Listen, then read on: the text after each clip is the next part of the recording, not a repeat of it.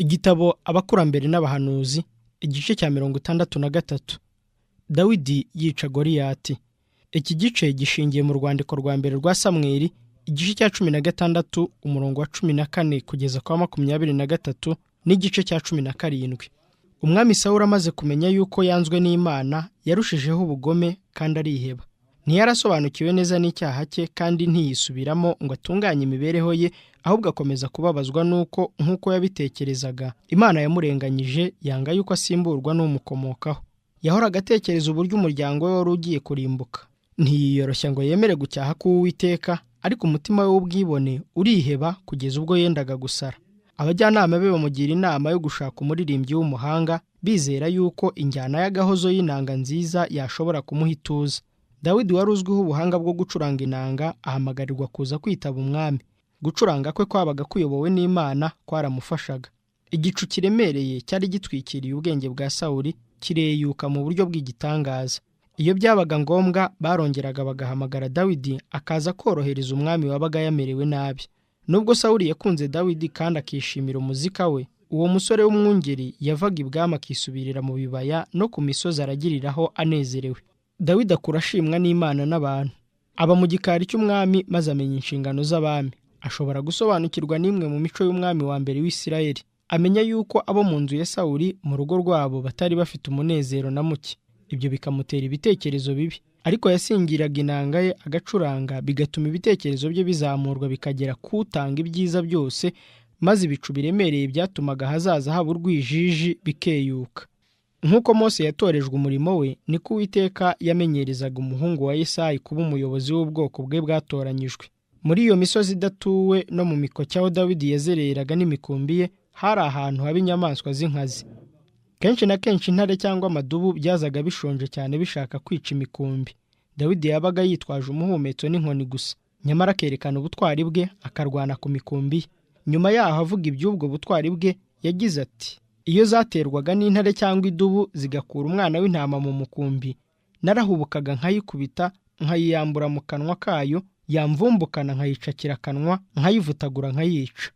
Ibyo byamubayeho byamuteraga ubutwari, gukomera no kwizera.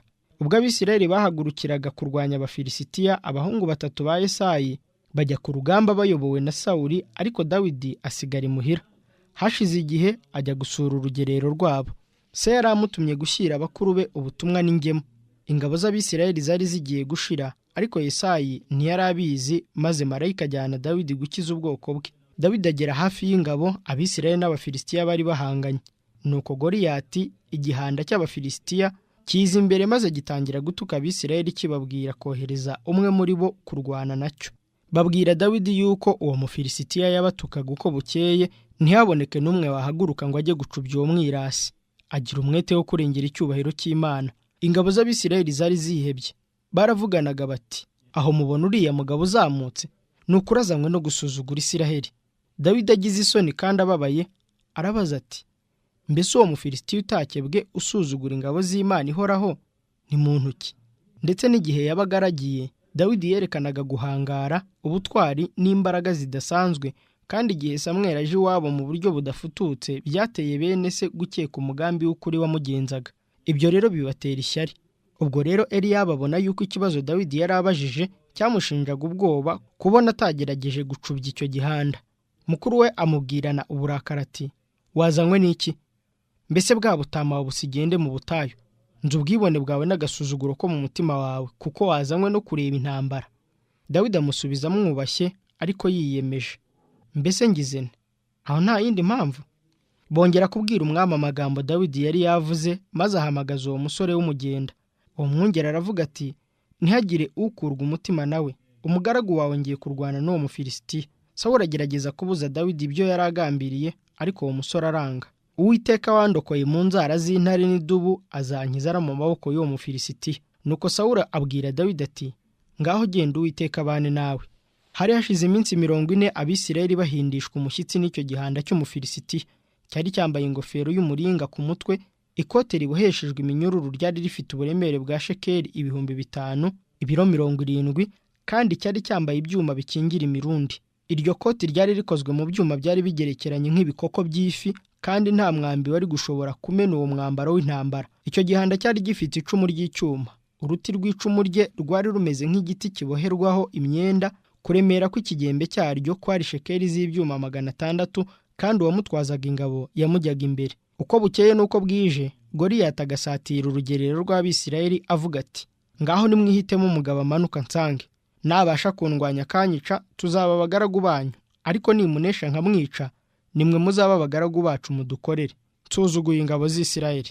Umwami yari afite ibyiringiro bike yuko Dawidi yajyaga gushobora kuzuza uwo mugambi we w'ubutwari. Ategeka yuko uwo musore yambikwa imyambaro y'intambara umwami ubwe yambaraga.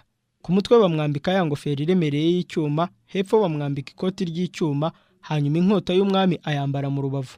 Ibyo byose abifite, arahaguruka ngo ajye gusohoza umugambi we, ariko ahita agaruka. Abari bamuhanze amaso ngo barebe uko abigenza, batekereza yuko Dawidi ahisemo kudakinisha ubugingo bwe.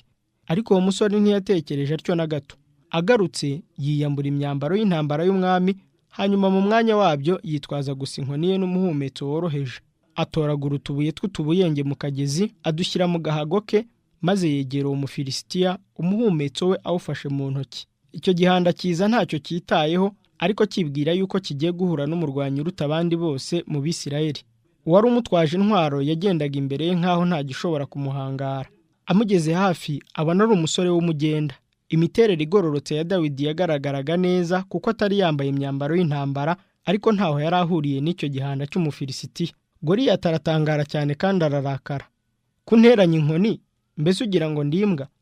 Aramukeneka cyane, maze avuga ijwi rirenga agaragaza ubucucu bwinshi ati, ngwino nkubagira ibisiga byo mu kirere n'inyamaswa zo mu ishyamba. Dawidi ntiyacika intege, yigira imbere, maze abwira uwo bari bahanganye ati, wanteranye inkota n'icumu n'agacumu, ariko jyewe nguteye mu izina ry'Uwiteka Nyiringabo, Imana y'ingabo z'Isirayeli wasuzuguye. Uyu munsi Uwiteka arakungabiza, nkwice nguce igihanga, kandi ndagaburira ibisiga byo mu kirere n'inyamaswa z'inkazi zo mu ishyamba intumbi z'ingabo z'Abafilisitiya, kugira ngo abo mu isi yose bamenye ko mu Isirayeli harimo Imana, kandi ngo iri teraniro ryose rimenye ko Uwiteka adakirisha inkota cyangwa icumu, kuko intambara ari iy'Uwiteka kandi ari we uzabatugabiza. Ayo magambo yavuzwe mu ijwi ryumvikana risakara mu kirere hose, maze iyo nteko y'abantu ibihumbi n'ibihumbi iyumva neza nta ryisobwe. Goliyati ararakara, maze azamura ingofero yari ikingirije uruhanga rwe, yihutira kumusanga.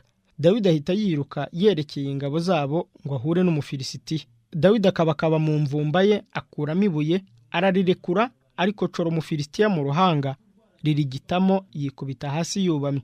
Izo ngabo zari zishyamiranye, zabonaga yuko Dawidi yicwa, ariko ubwo iryo buye ryari rigiye rivuza ubuhuha mu kirere rigatikura aho yari yapimye, babona wa murwanyi ukomeye ahinda umushyitsi, asambuza amaboko nk'aho hari icyari kimuhumishije.